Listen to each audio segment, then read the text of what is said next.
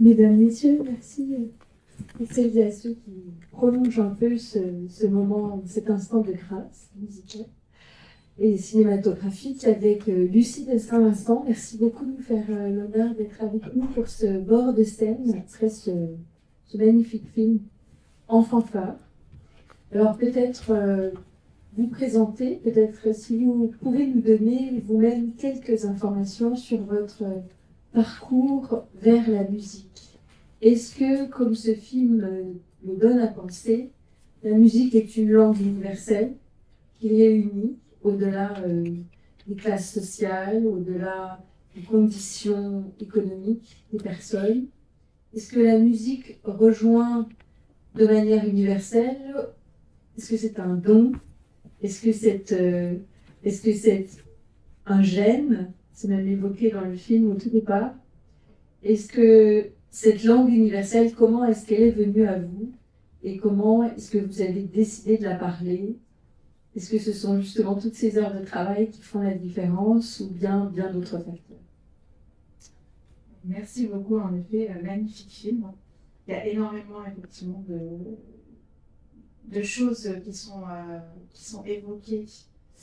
C'est très large, tant au niveau musical, effectivement, toutes ces questions, ce que vous dites par rapport aux dons, par rapport à l'éducation.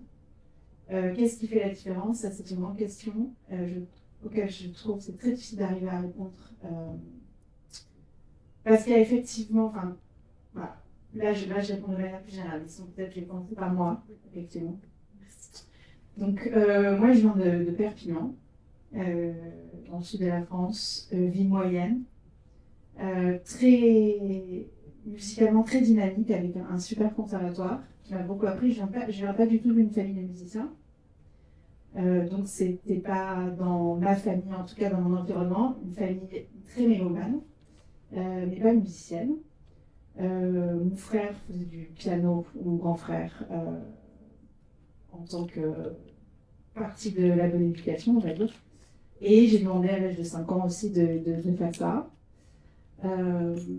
Et donc je suis rentrée au conservatoire à l'âge de 6 ans. Donc un conservatoire de région. Donc un conservatoire de région. À l'époque, c'était un conservatoire national. Et après, c'est passé à conservatoire de région. Et voilà, donc j'ai suivi le cursus du conservatoire de Perpignan avec quand même des parents derrière qui me faisaient travailler. Parce qu'effectivement, en tout cas moi, de mon expérience en tant qu'aussi pédagogue et en lien avec les enfants, effectivement, il y a des prédispositions pour certains enfants, mais quand même la part d'éducation et de travail est primordiale. C'est-à-dire que même si on a l'oreille absolue, chose que par exemple moi je n'ai pas, les choses se développent, peuvent quand même se développer. Après, il y a des enfants effectivement qui naissent avec l'oreille absolue, et ça fait, je sais pas si tout le monde sait ce que c'est que l'oreille absolue, en tout cas ça c'est sûr que ça fait des différences énormes. Bien sûr. Merci beaucoup, Lucie de Saint-Vincent. Très rapidement, la musique a pris une place gigantesque dans votre vie, puisque vous êtes partie de ce conservatoire national pour en faire une carrière, en fait. Vous êtes pianiste professionnel aujourd'hui. Quelles sont les étapes pour un musicien? On voit très bien dans la vie de ces deux hommes, la musique, c'est le point de départ, finalement, quand même, pour eux. Et puis, ce sont deux destinées très différentes. Alors, la part de travail, la part d'éducation, vous-même, est-ce que votre frère a suivi le même parcours que vous, par exemple? Non, mon frère, par exemple, a arrêté au collège parce qu'il trouvait que ça faisait trop entre travail et instrument et l'école, en fait. Et voilà, enfin, c'est vraiment, après, chacun doit construire son parcours, il n'y a pas du tout une voie royale. Moi, ce que j'ai beaucoup aimé là, c'est que ça rejoint effectivement énormément tant de classes sociales que de différences de musique, mais quelque part, comme vous disiez au départ, le côté universel, en fait, de la musique est là. Et c'est-à-dire, quand on revient après arriver à revenir, le sens de la musique, qu'est-ce que c'est, le lien que ça crée là, parce que tout ce qui se passe cette dernière scène, en fait, vraiment le bouquet final ou quelque part. Il y a vraiment ce dialogue entre deux mondes musicaux complètement, mais pas seulement musicaux, mais deux mondes sociaux aussi. Et effectivement, comment arriver maintenant, de nos jours, à réunir ça? Alors, il y a quand même beaucoup de choses qui se passent. qui bouge, mais effectivement, c'est essentiel d'arriver à que tout cela communique. Parce que finalement, qu'est-ce que représente le lien que représente la musique au-delà des mots? C'est ça qui est le plus important, en fait, cette connexion comme ça, enfin, qui est vraiment à l'émotion, après à la culture aussi. Et ça, arriver à ce que vraiment ça puisse aussi s'ouvrir et qu'il n'y ait plus ce cloisonnement, en fait. Comme ça, sur certaines classes de la musique classique, d'ailleurs on voit bien, hein, c'est vraiment une problématique actuelle dans les salles de concert par rapport au public. Comment arriver à générer le public sur des concerts de musique classique, à ouvrir ça, à ce que ça touche plus de jeunes aussi, les nouvelles générations. Voilà, enfin, il y a des choses vraiment à repenser, je pense. Alors vous-même, vous avez traversé les frontières, puisque nous sommes ici aux Pays-Bas. Vous avez suivi votre formation musicale en France. Est-ce que le film explore beaucoup la notion justement de la classe sociale en France, avec une notion de territoire aussi? Est-ce que vous avez observé les mêmes segmentations dans d'autres pays? Est-ce que vous avez traversé d'autres pays européens? Est-ce que vous voyez une grande différence entre la France et les Pays-Bas en ce qui concerne l'enseignement de la musique et les opportunités qui sont offertes aux enfants les plus jeunes pour progresser musicalement? Alors, il y a énormément de différences, effectivement, ça c'est sûr. C'est-à-dire que même le système, en fait, français est énormément, quand même, financé par les services publics et le système de l'éducation. Donc, quand même, l'accès à la culture, en tout cas au conservatoire en France, reste... il y a beaucoup de sélections, mais en tout cas, par rapport financièrement, c'est quand même beaucoup plus accessible. Donc moi, ça fait quand même 20 ans maintenant que je suis arrivée aux Pays-Bas. Je suis venue ici, effectivement, donc Perpignan, après je suis passée par Paris. Et ensuite, je suis venue étudier au conservatoire d'Utrecht, et puis ensuite à La Haye aussi. En passant par Budapest aussi, j'ai fait 1 an à l'Académie d'Ist. Donc j'ai vu effectivement plusieurs systèmes aussi. Énormément, d'abord au niveau autour de la musique classique en tout cas. Et donc ce que j'observe en Hollande, il y a des structures, ça devient de plus en plus difficile, aussi au niveau des financements, des subventions. Même par exemple Utrecht n'a plus d'école de musique d'Utrecht. Donc il y a plusieurs petites écoles de musique, mais plus subventionnées par la Gemeente, par la mairie. Donc il y a quand même beaucoup de fonctionnement sur cours particuliers aussi, ou pour le coup des prix quand même très élevés pour accéder à avoir des cours d'instruments ou de musique. Alors ce qui fonctionne quand même très bien en Hollande, c'est les chœurs. C'est un peu l'équivalent là de ce qu'on voit par rapport à la fanfare ou l'harmonie. Et là on voit qu'il y a vraiment une union là-dessus qui est quelque chose d'un lien social qui est très très fort. C'est un peu comme on voit aussi en Angleterre, hein, c'est par rapport au chœur. Mais au niveau de la musique, voilà, ça reste quand même, je pense, quelque chose qui est relativement, en tout cas financièrement élitiste. Après, par contre, on voit que l'accès, moi c'est ce que j'observe quand même, c'est qu'il y a j'ai l'impression qu'il y a quand même moins d'enfants, pour le coup, qui ont accès à la musique en Hollande. Et que la musique est quand même de manière globale moins proéminente, en tout cas au niveau culturel, en Hollande qu'en France, pour comparer. Mais ça, récemment, j'ai rencontré Léo Samama, qui est un compositeur, musicologue, musicien hollandais, qui m'expliquait qu'en fait, c'est vrai que même au niveau de l'histoire de la Hollande, finalement, même culturellement, en fait, même par exemple dans la famille royale des Orange, c'est pas la musique, c'est pas en fait pour eux ce qui leur parle le plus culturellement. Ils sont beaucoup plus attachés finalement à la peinture ou à l'art pictural. Et donc c'est quand même quelque chose qui effectivement dans la culture qui est moins soutenu, en tout cas par l'État culturellement aussi. Donc c'est quand même plus compliqué.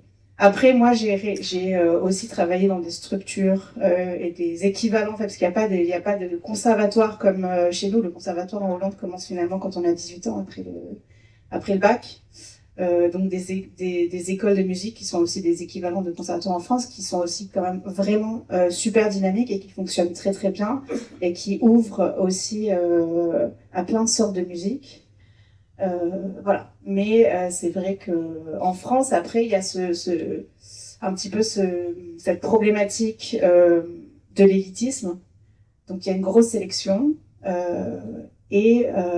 Voilà, il y a aussi une grosse pression dans les institutions après sur les enfants. Voilà. Donc ça c'est quelque chose.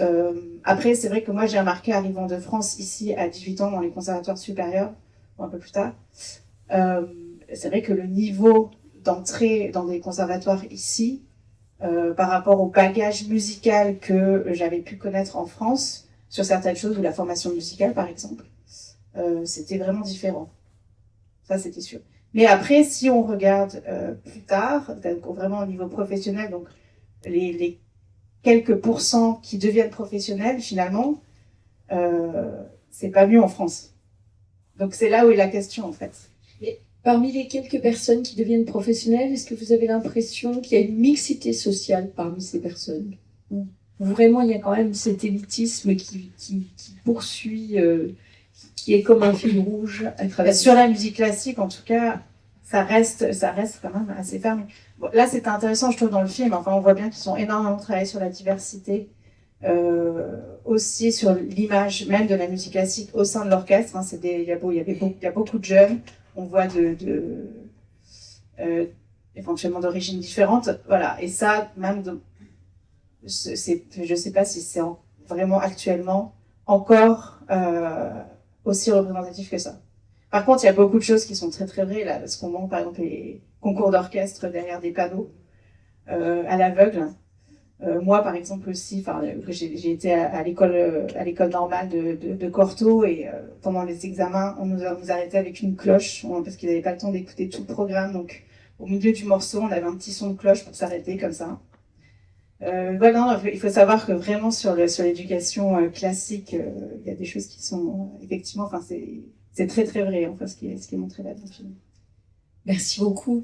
Alors moi j'ai une question qui m'a toujours taraudée quand je rencontre des instrumentistes, c'est qu'est-ce qui fait qu'un être humain est attiré par un instrument plutôt qu'un autre? Et d'ailleurs dans le film, il y a une expérience qui est racontée d'une personne qui a une vocation pour un instrument. Moi je crois que d'ailleurs c'est l'un des deux, c'est donc le frère Calais et Jimmy, et il ne peut pas pratiquer l'instrument qu'il souhaitait parce qu'il n'y avait pas de professeur, de place. Moi, j'ai connu une expérience semblable, parce que j'ai aussi été élève dans une école de musique et je voulais pratiquer le hautbois. Il n'y avait pas de professeur de hautbois. Donc, j'ai pratiqué la flûte traversière, qui était quand même très longue. Je suis passée par la clarinette pour arriver à la flûte traversière, parce que faute de professeur, qu'est-ce qui fait qu'un être humain est attiré par un instrument plutôt qu'un autre, et que le fait d'en pratiquer un autre, finalement, n'est pas possible tout à fait? Alors ça, moi je sais pas si je suis la bonne personne. J'ai toujours fait que du piano, enfin en tout cas que des instruments à clavier. J'ai jamais vraiment, de par mon fils qui a fait du violoncelle, j'ai essayé un petit peu le violoncelle, mais j'ai pas vraiment pratiqué d'autres instruments. Moi j'ai toujours fait du piano. Après effectivement, c'est vrai que on voit qu'il y a une attirance sur. Je pense que c'est vraiment par rapport au son en fait de l'instrument, les vibrations qui sortent. Mon fils, le plus jeune qui a 5 ans, est obsédé par la trompette, par exemple. Et ça, personne ne fait de trompette dans la maison. Donc ça, c'est quelque chose, je peux pas vous dire, je saurais pas vous répondre de manière concrète, mais je pense que c'est quelque chose d'intuitif et vraiment de vibration par rapport, que ça soit un instrument à vent ou pour vous, par exemple, c'est vrai que entre souffler dans une hanche ou une embouchure, ça n'a rien à voir. Donc, je pense que c'est vraiment quelque chose là qui est lié à l'intuitif. La vibration, ça me parle. Merci beaucoup pour ces premiers éléments de réponse. Merci beaucoup, Lucie de Saint-Vincent, pour ces premières réactions. On aura beaucoup de plaisir à prendre peut-être quelques questions de la salle, quelques réactions. Alors, on a beaucoup parlé de l'aspect, bien sûr, musical, parce que vous êtes là. Évidemment, il y a d'autres dimensions dans ce film. C'est d'ailleurs le deuxième film que nous présentons qui évoque la trajectoire insolite de personnes qui ont été adoptées et qui, de par leur parcours de vie, se trouvent à devoir retrouver leurs véritables parents ou leurs véritables frères ou sœurs et qui compare effectivement des trajectoires qui ont été modifiées par l'éducation, que vous avez très bien évoqué. Mais finalement, l'humanité commune les rassemble à chaque fois. Donc peut-être mon regard se tourne vers Mariana, qui est toujours très riche d'expériences cinématographiques. Peut-être Mariana, tu peux nous donner ta lecture, ta mise en contexte de cette œuvre cinématographique par rapport à la culture cinématographique qui est la tienne. On va peut-être te faire passer le micro, celui qui se promène. Oui, mais je peux passer sans le micro. Hein. Non, non, non. Thelma va vous apporter. Je peux parler sans micro. Mais peut-être pour l'enregistrement qui se passe en ce moment, bon, ce sera mieux. bien. Je suis seule. Mariana Giacomelli qui a dirigé le Festival du film international de l'Ain. Mais ce film, c'est un film simple en quelque mesure, parce qu'il s'appuie dans de bons sentiments, dans la vie, dans le sentiment que tout nous, c'est commun pour tous nous, pour nous tous. Mais il y a une complexité dans ce film, parce qu'il y a un récit principal, que c'est la musique, que c'est la relation entre frères, mais il y a beaucoup de sujets qui soulèvent. Il y a l'identité, la part de l'identité, la crise économique, les différences de classe sociale, aussi la méritocratie, que c'est un sujet que tout le monde parle, mais d'où part la méritocratie? Qu'est-ce que c'est vraiment la méritocratie? Il y a beaucoup de récits qu'on peut développer à partir de ça. Et c'est une recherche de mesures et d'harmonie. Et pour moi, il m'a impressionné qu'ils ont trouvé une syntonie, les deux frères, à travers le jazz. Ce n'est pas la musique haute, et ce n'est pas la musique populaire, c'est quelque chose de très particulier qui fait appui dans la syntonie entre les musiciens et dans l'improvisation. Et la capacité d'improviser à partir d'une harmonie, d'un thème. Et c'est très touchant, parce que c'est aussi une métaphore de leur rapport, et c'est aussi une métaphore de la vie. De la vie qu'on a vu, hein. On peut aller tout bien, et quelque chose vient d'un inattendu, une maladie, savoir que son passé, son identité, c'est pas ce qu'on a cru jusqu'à ce moment-là, et la capacité de s'adapter, de chercher une harmonie, une nouvelle harmonie en soi et avec les autres. Et c'est un film qui a la mesure aussi dans la façon d'éveiller les sentiments dans le public. Parce que c'est facile dans un film comme ça d'être rhétorique, d'aller dans la rhétorique, d'être larmoyante. Et il n'est jamais comme larmoyant, il est toujours en harmonie, en mesure, pas le rire, quelquefois le rire, mais le sourire et la capacité de sourire dans le drame. Et c'est bien joué, bien écrit, parce que c'est une comédie et c'est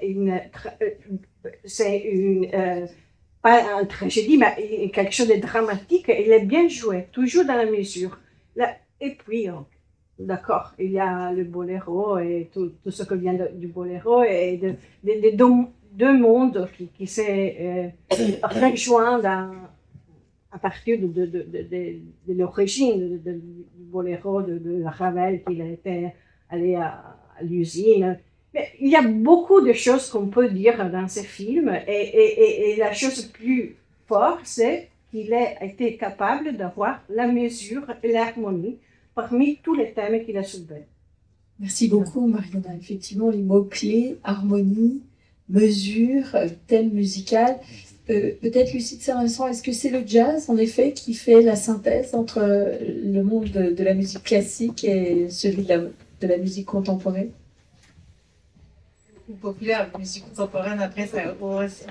Mais c'est vrai que enfin, moi, j'ai trouvé ça fantastique qu'ils se retrouvent comme ça sur les vinyles, sur le jazz. Et là, quand il y a toute cette scène aussi, ils montrent justement les ponts entre la musique classique et le jazz, effectivement, toute cette évolution comme ça. Et finalement, c'est même pas des ponts, c'est-à-dire que ça se rejoint, justement. C'est là où revient ce décloisonnement.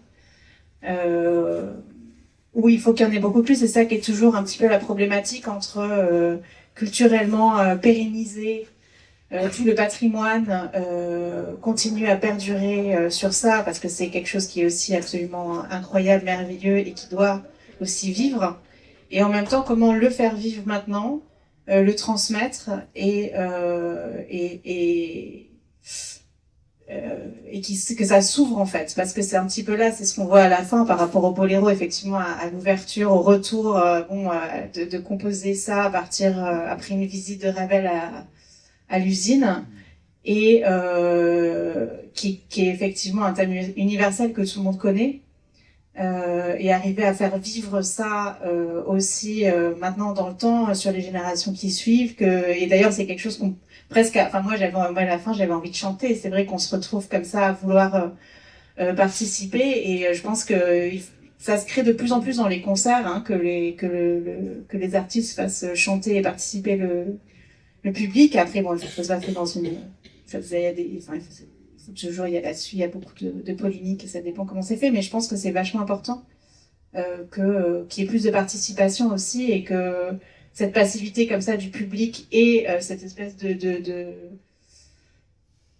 piédestal pour l'artiste, qui effectivement, après c'est vrai qu'il y a un travail qui est considérable, je pense que souvent on n'est pas, peut-être pas, la mesure n'est pas prise en fait du travail qu'il y a derrière. Enfin, d'ailleurs il dit bien, moi ça fait 20 ans que je travaille 15 heures par jour, et c'est quand même une réalité. Voilà, mais aussi dû à c'est toujours un peu un pattern à cause de cette éducation qui est si difficile, où effectivement on se retrouve à travailler comme des fous. Bon là, on a un exemple de quelqu'un qui réussit particulièrement bien, ce qui est quand même pas le cas de tous les artistes et de tout le monde, même s'il y a un travail derrière considérable. Donc là, on est aussi un peu sur des pépites, hein, voilà, mais j'ai un petit peu perdu le fil de ma pensée. J'ai suivi, merci Lucie, sur le jazz, c'était très passionnant.